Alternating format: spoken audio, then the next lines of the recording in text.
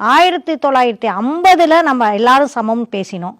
2024 நீ சமம் இல்லைன்னு பேச ஆரம்பிக்கக்கூடிய அளவுக்கு நம்மளோட அரசியல் சீரழிந்து கரைப்படிந்து சீப்பிடித்து போனது தான் நம்ம இதை கண்ணால் பார்க்க வேண்டிய துயரம்.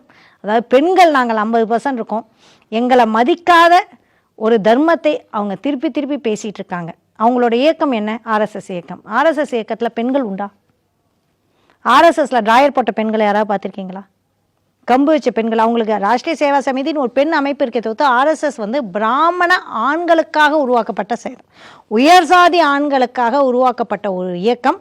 அது உயர்சாதி ஆண்களுக்காகவே ஒரு இயக்கம், அதை ஒரு கட்சியாக ஆரம்பித்து உயர்சாதி ஆண்களை மேலிடத்தில் வைக்க வேண்டும் என்பதுக்கு நாம் கேவாஸ் 50% ஓட்டு வேணும்ல.